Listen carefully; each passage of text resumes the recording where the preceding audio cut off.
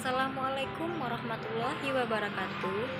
Perkenalkan, nama saya Suci Febriani dengan nomor BP 2001031043 dari kelas 1B D3 Teknik Listrik.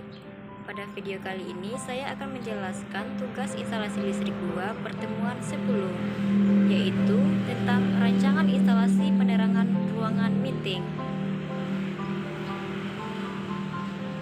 Yang pertama yaitu cara menghitung penerangan pada suatu ruangan.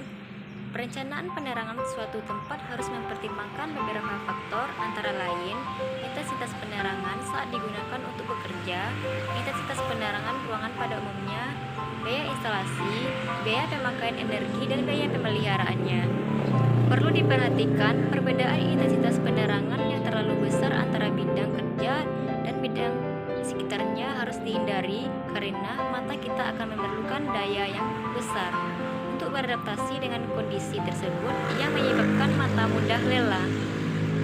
Untuk mendapatkan hasil penerangan atau pencahayaan yang baik dan merata, kita harus mempertimbangkan iluminasi atau kuat penerangan, sudut penyinaran lampu, jenis dan jarak penempatan lampu yang diperlukan sesuai dengan kegiatan yang ada dalam suatu ruangan atau fungsi ruangan tersebut.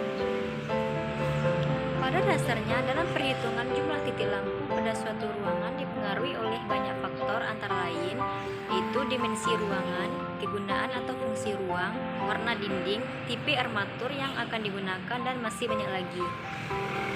Selanjutnya yaitu daya pencahayaan maksimum menurut SNI atau Standar Nasional Indonesia. Yang pertama yaitu untuk ruangan kantor atau industri adalah 15 watt meter persegi. Untuk rumah tak melebihi 10 watt meter persegi.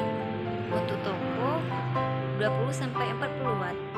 Untuk hotel 10 sampai 30 watt. Untuk sekolah kita menggunakan 15 sampai 30 watt. Untuk rumah sakit kita menggunakan 10 sampai 30 watt meter persegi. Selanjutnya yaitu terdapat dua aspek penting dari perencanaan penerangan. Pertama yaitu kita menentukan jumlah armatur yang dibutuhkan berdasarkan nilai intensitas yang diberikan. Sedangkan yang kedua adalah rekomendasi pemasangan berdasarkan bentuk ruangan. Untuk mendapatkan jumlah lampu pada suatu ruangan dapat dihitung dengan metode faktor utilisasi ruangan dengan menggunakan rumus sebagai berikut. N sama dengan buka kurung 1,25 dikali E dikali L dikali W tutup kurung per K Pi dikali eta LB dikali eta R tutup kurung, di mana N menunjukkan jumlah armatur, 1,25 menunjukkan faktor perencanaan, E sama dengan intensitas penerangan dengan satuan lux, L panjang ruangan dengan satuan meter, W dengan lebar ruangan dengan satuan meter, Pi sama dengan flux cahaya dengan satuan lumen, eta LB sama dengan efisiensi armatur dengan satuan persen, eta R sama dengan faktor utilisasi ruangan dengan satuan. Selanjutnya, flux cahaya sendiri bisa diketahui melalui rumus sebagai berikut. Lumen sama dengan W kali L per W, di mana lumen sama dengan flux cahaya dengan satuan lumen, W sama dengan daya lampu dengan satuan watt, L per W sama dengan luminous efficiency lamp dengan satuan lumen atau watt. Beberapa data tersebut dapat dilihat pada katalog atau kardus lampu. Faktor ruangan atau K dapat diketahui dari data dimensi ruangan. Rumusnya sebagai berikut. K sama dengan buka kurung A kali B tutup kurung per H buka kurung A tambah B tutup kurung, di mana A sama dengan lebar ruangan dengan satuan meter, B sama dengan panjang ruangan, K sama dengan tinggi ruangan, H sama dengan H besar dikurang 0,85 dengan satuan meter. Baiklah, next yaitu tabel kuat penerangan dengan satuan E. Yang pertama yaitu untuk perkantoran kita menggunakan 200 sampai 500 lux. Untuk apartemen atau rumah kita menggunakan 100 sampai 250 lux. Untuk hotel kita menggunakan 200 sampai 400 lux. Untuk rumah sakit atau sekolah kita menggunakan 200 sampai 800 lux. Untuk toilet atau basement Untuk gudang atau lobby kita menggunakan 100 sampai 200 lux.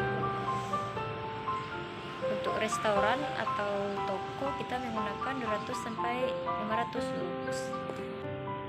Baiklah, selanjutnya kita masuk pada contoh soal rancangan instalasi penerangan. Parameter perencanaan untuk perhitungan penerangan ruangan dipengaruhi oleh dimensi ruangan, kualitas cahaya yang disesuaikan dengan fungsi ruangan, jumlah lampu tiap armatur, jenis lampu dan warna ruangan. Dari data-data tersebut dapat kita ketahui jumlah armatur dan pemasangannya. Kita masuk pada contoh soal.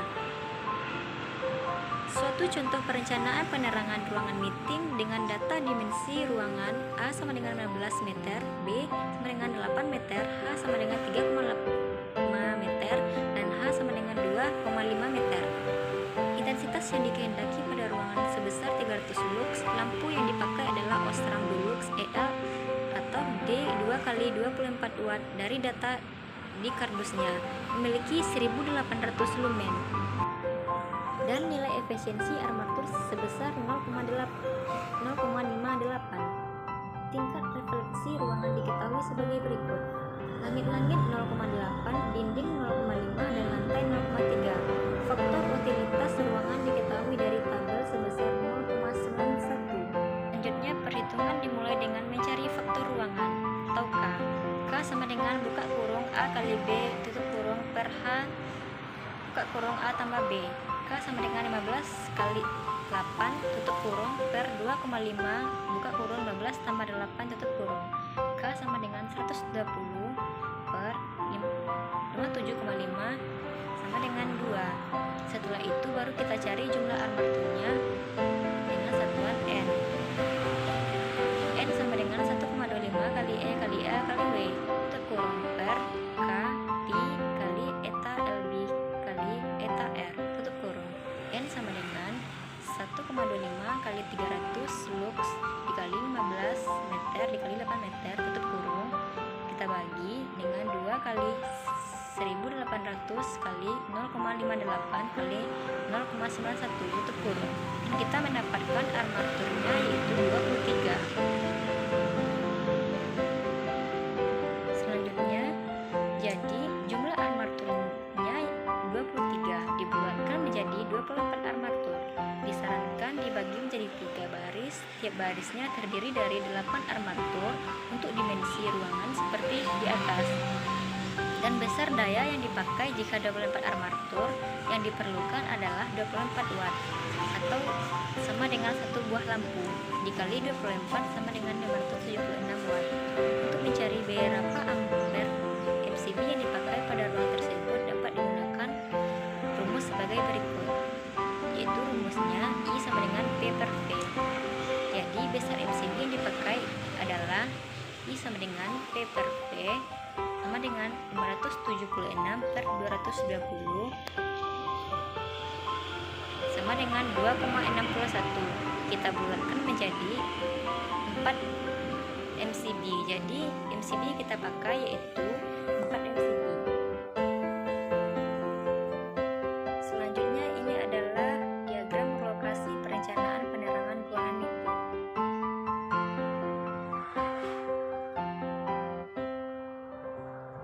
Baiklah, sampai di sini dululah video saya pada kesempatan kali ini. Kalau ada kata-kata saya yang salah, saya mohon maaf. Saya akhiri dengan Wassalamualaikum warahmatullahi wabarakatuh.